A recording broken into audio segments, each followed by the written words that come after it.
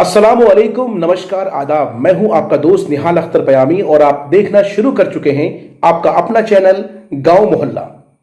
दोस्तों, हमारे देश के प्रधानमंत्री आदरणीय नरेंद्र मोदी जी लोगों की पहचान, व्यक्ति की पहचान उनके कपड़ों से करते हैं, जबकि उनकी पुलिस, देश की पुलिस, मध्य प्रदेश की पुलिस व्यक्ति की पहचान उसकी दाढ़ी से करती है। जी हां, बिल्कुल ठीक सुना आपने। पुलिस मध्य प्रदेश की दाढ़ी से लोगों की पहचान करती है कि वो हिंदू है या फिर मुसलमान।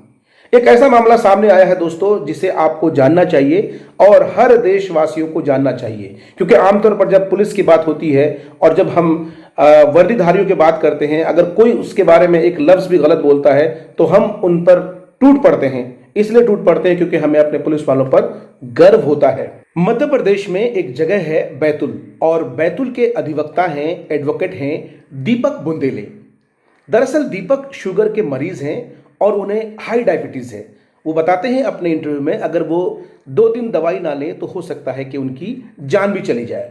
दरअसल हुआ यूं कि लॉकडाउन से पहले वो अपनी दवाइयों के लिए घर से बाहर निकले और रास्ते में उन्हें पुलिस मिल गई। वो बताते हैं कि उस वक्त धारा 144 था। गालिबन मध्य प्रदेश के नए मुख्यमंत्री शिवराज सिंह चौहान को शपथ लेना था। तो हुआ यूं कि जब वो जाने लगे तो पुलिस वालों ने उन्हें रोका। उन्होंने अपनी मजबूरी बताई कि साहब, मुझे दवाई की दुकान तक जाना बेहद ज़रूरी है, अगर मैं दवाई नहीं लूँगा तो मेरी जान जा सकती है।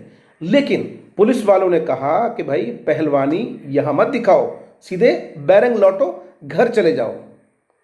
अब हुआ ये मामला कि जाहिर है ठहरे दीपक जी वकील, तो इन्होंने कहा कि साहब, आप मुझे इस तरह से नहीं रोक सकते। और कुछ बातचीत हुई तो पुलिस वाले ने, दीपक बुंदेले के मुताबिक पुलिस वाले ने उनको थप्पड़ जड़ दिया। फिर क्या था, देखते ही देखते कई सारे पुलिस वालों ने मिलकर के उनकी बढ़िया से पिटाई कर दी, अच्छे से पिटाई कर दी। पिटाई होने के बाद दीपक जी तो जाहिर है एडवोकेट थे, वो कहाँ रुकते। उन्होंने अपने बार काउंसिल के एक जिम्मेदार को बुलाया। फिर न सिर्फ बार काउंसिल में शिकायत दर्ज की, बल्कि तमाम तर जगहों पर इन्होंने शिकायतें की। यहाँ तक कि उन्होंने अपने इंटरव्यू में ये भी कहा है कि जो राष्ट्रपति हैं, सुप्रीम कोर्ट के जज हैं, तमाम तर लोगों को उन्होंने शिकायत दर्ज कराई है। अब सूरत हाल ये है कि पुलिस वाले ये दबाव बना रहे हैं कि दीपक बुंदेले केस वापस ले लें। उनके एक बयान के मुताबिक उन्होंने द वायर को इंटरव्यू दिया है। उस इंटरव्यू में उन्होंने कहा है कि पुलिस वाले उनके पास आते हैं और आकर के इस मामले को रफा दफा करने के लिए कहते हैं, और साथ ही साथ ये भी कहते हैं कि भाई, आपकी जो पिटाई हुई है वो गलत फहमी में पिटाई हुई है।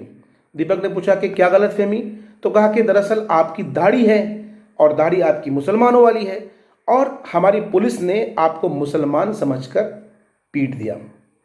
बिल्कुल सही सुना आपने, यही दीपक बुंदेले का आरोप है कि पुलिस वाले ने उन्हें मुसलमान समझकर उसकी पिटाई कर दी।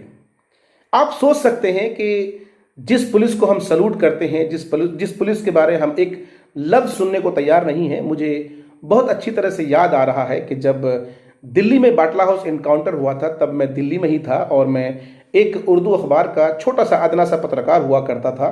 मैं अपने ऑफिस में था और ऑफिस से जैसे ही बाटला हाउस, जो जहाँ पे घटना घटी थी, घटनास्थल पर पहुँचा तो वहाँ बेशुमार लोगों को ये कहते हुए सुना कि साहब, ये फर्जी इनकाउंटर है। लोग जो है, जिनको मारने की बात कही जा रही है, तो वो तो पढ़ने लिखने वाले बच्चे थे और ये कहीं से कहीं आतंकवादी नहीं थे। यानी 10 मुंह 10 तरह की बातें हो रही थी। बाद में फिर देश में एक बहुत बड़ा तबका ऐसा भी जो है साहब, वो खुल करके आया कि भाई, पुलिस को आप गलत नहीं कह सकते हैं, पुलिस पर लांछन नहीं लगा सकते हैं। यकीनन हम पुलिस पर लांछन नहीं लगाते हैं, लेकिन क्या पुलिस का ये चेहरा कहीं से भी इस समाज को काबिल कबूल है? और पुलिस वाले यही नहीं रुकते हैं। पुलिस वाले दीपक बुंदेले से कहते हैं कि भाई देख, जब भी देश के अंदर हिंदू मुसलमान का फसाद होता है, हिंदू मुस्लिम राइट होता है, तो पुलिस हमेशा हिंदू का पक्ष लेती है। ये बात मुसलमान भी जानते हैं। आप सोच सकते हैं कि जिस देश के पुलिस को जो है साहब सलूट किया जाता है और पूरी दुनिया में हम फख्र करते हैं कि हमारी पुलिस लाजवाब है, वो पुलिस अगर देश में हिंदू और मुसलमान की बात करे तो आप सोच सकते हैं कि देश में हम किस ओर जा रहे हैं। खैर, द वायर के इंटरव्यू में जो पत्रकार ने उनसे पूछा, आरफा खान ने पूछा कि भाई, आप हिंदू हैं, और पुलिस वाले खुद इस बात को एक्सेप्ट कर रहे हैं कि उन्होंने आपकी पिटाई इसलिए नहीं की कि आप जो है क्या कहते हैं कि हिंदू थे, वो तो आपको मुसलमान समझकर पीट दिए, तो फिर आपको दिक्कत क्या है, आप केस को आगे क्यों बढ़ा रहे हैं? तो उस वकील के जवाब ने यकीनन मुझे झंझोर दिया, और मुझे लगता है कि देश के वो तमाम तर लोग जो देश से मोहब्बत करते हैं, देश की जो हिंदू मुस्लिम जो हमारी एकता अखंडता है उससे मोहब्बत करते हैं, वो दीपक बुंदेले को सैल्यूट करेंगे। दीपक ने कहा कि दाढ़ी, सिर्फ दाढ़ी की वजह से किसी शख्स की पहचान करके उसके साथ अगर आप उसको प्रताड़ित करते हैं, उसकी पिटाई करते हैं, तो ये संविधान के खिलाफ है, ये भारत की संस्कृति के खिलाफ है। आप भारत की संस्कृति को जो है साहब खत्म करने की कोशिश कर रहे हैं। उन्होंने, दीपक बुंदेले ने अपने इंटरव्यू में कहा कि मैं ये बेकतई बर्दाश्त नहीं कर सकता कि इस देश के अंदर किसी शख्स को उसके धर्म के बिना पर जो है उसके साथ जुल्म किया जाए। देश का जो संविधान है और देश के जो रूल्स हैं, लॉज हैं, वो तमाम तर देशवासियों के लिए एक समान है। और मैं सैल्यूट करता हूं दीपक बुंदेले को और उनके जज्बे को कि उन्होंने बहुत ही बेबाकी के साथ अपने इस मुद्दे को जो है साहब बहुत मजबूती के साथ तमाम तर जगहों पर रखा है।